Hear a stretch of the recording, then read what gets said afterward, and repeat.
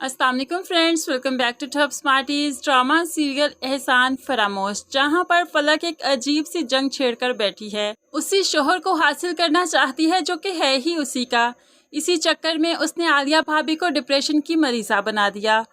आलिया भाभी जो कि फलक की शादी से पहले घर और बाहर को बहुत अच्छे से मैनेज कर रही थी, लेकिन अब तो अरसा हो गया कि वो ऑफिस नहीं जा सकी, उनकी तबीयत इजाज़त ही नहीं देती, तो वो अपने कमरे में बंद ही रहती हैं। आज फलक उनके लिए नाश्ता लेकर आई और बातें सुनाने लगी। नाश्ता तो बहाना था, उन्हें बातें सुनानी थी। वैसे एक्टिंग आप बहुत अच्छी करती हैं, मुझे तो एकदम से लगा कि आपको वाकई हार्ट अटैक हो गया और आप तो चलती बनेंगी, लेकिन नहीं भाई, आपकी एक्टिंग को दाद देनी पड़ेगी। आलिया भाभी खामोशी से उसकी बातें सुनती रही, लेकिन आखिरकार बोल ही पड़ी, आह क्या चाहती हो। तो फलक भी मुद्दे पर आ गई। मैं चाहती हूँ आप मेरी और कबीर की जिंदगी में मुदाखलत मत कीजिए, वरना आपके साथ बहुत बुरा करूंगी, और इसे मेरी वार्निंग मत समझिएगा, क्योंकि मुझे अपना हक लेना बहुत अच्छे से आता है। आलिया तो अब फलक की बातों से डरने लगी है कि कहीं ये हमारे रिश्ते को खराब ना कर दे, हम एक दूसरे से दूर ना हो जाएं। दूसरी तरफ रात को जब कबीर आया तो फलक उसके सामने भी ड्रामा करती है। सारा दिन मैं थक जाती हूँ। आलिया भाभी कभी चीखती हैं, कभी चिल्लाती हैं, उन्हें तो किसी मेंटल हॉस्पिटल में जाकर एडमिट करवा देना चाहिए। फलक ने ऐसा कहा तो कबीर परेशान तो हो गया, लेकिन फलक को बेड पर ले जाकर बिठा दिया और कहने लगा, कुछ देर आराम कर लो, मैं जानता हूँ तुम काफ़ी थक जाती हो। आलिया को तो इसने परेशान कर ही रखा है, लेकिन कबीर को भी जहनी अजियत में मुब्तला कर रही है। अब कबीर किसी लड़की के चक्कर में तो पड़ा नहीं कि जो इसे इस बात की टेंशन हो कि कहीं वो मुझे छोड़ ना दे, बल्कि फलक जैसी औरतें तो घर में सुकून चाहती ही नहीं, कोई ना कोई बात जरूर छेड़ती ही रहती हैं कि घर में फसाद बढ़ता ही रहे।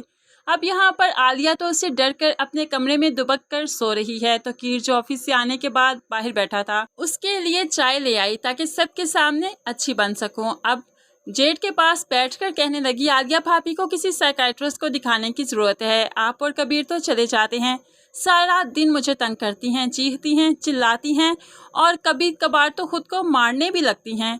अब तो कीर को सब कुछ जो फलक ने कहा तो बहुत परेशान हो गया कि आखिर आलिया के साथ मसला क्या है। पीछे खड़ा कबीर भी बहुत परेशान था, तो कीर फौरन से पहले अपने कमरे में आ गया ताकि आलिया के पास बैठे, जब वो जागे तो उसे बात कर सकूं।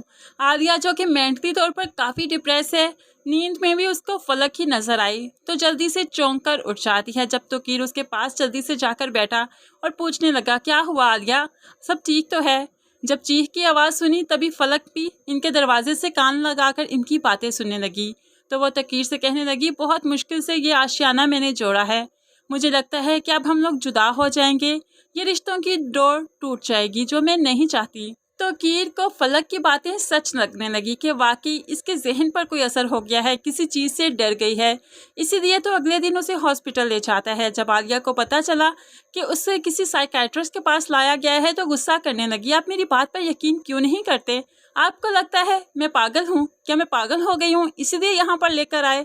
लेकिन यहाँ पर आलिया की बात भला कौन सुनेगा, क्योंकि फलक ने जाल ही ऐसा बिछाया है कि उसमें आलिया फंसती ही जा रही है। अब खुद को सच्चा साबित करने के लिए माँ और बहन के पास भी आ गई और रोने लगी। आलिया भाभी ने तो जिंदगी अजाब करके रख दी है, हर वक्त लड़ती रहती हैं, झगड़ती रहती हैं, जिस पर नवाल को और सुल्ताना बेगम को बहुत गुस्सा आया। ऐसे कैसे वो तुम्हारी जिंदगी अजाब बना सकती हैं, हमें जाकर पता करना होगा, हम आएंगे आलिया का हाल पूछने। अब माँ और बहन अगले दिन आलिया के हाल पूछने के बहाने यहाँ पर आ ही जाते हैं और फिर आलिया से बात भी करने लगी, आखिर फलक से आपको क्या मसला है, आप क्यों उसे चैन से जीने नहीं देती, ये तो बड़ी अजीब सी बात है, आपके बारे में हमने कभी ऐसा तो नहीं सोचा था कि आप ऐसी होंगी। तभी आलिया भला अपनी बेबसी का रोना किसके सामने रोए, सभी तो फलक को ही सच्चा समझते हैं। तो वो सिर्फ बेबसी की आलम में इतना ही बोल सकी कि जैसे इसने कबीर और तकीर को अपनी तरफ कर लिया, आपको भी तो मेरे खिलाफ कर दिया, मैं भला क्या कह सकती हूँ, लेकिन ये वक्त ही बताएगा कौन ठीक है कौन गलत।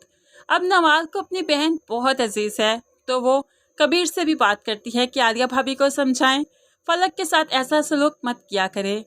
अब कबीर को जो नवाज ने ये कहा तो कबीर कमरे में आकर परेशान था। फलक ने उसे देखा तो पूछने लगी, परेशान क्यों हो। तो अब कबीर बहुत ही प्यार से फलक का हाथ पकड़ते हुए समझाने लगा, देखो फलक, अपने घर की बात कहीं और जाकर नहीं किया करते तुमने? सुल्ताना आंटी को या नवाल को नहीं बताना था हमारे घर के क्या हालात हैं? फलक कबीर के सामने सॉरी तो कर लेगी, लेकिन फलक आहर चाहती तो यही है, तो भला वो इन हरकतों से कैसे बाज आएगी? वो तो आलिया भाभी को सबकी नजरों में बहुत बुरी तरह से गिराकर ही दम लेगी और वो अपने इरादों में कामयाब भी हो ही जाएगी।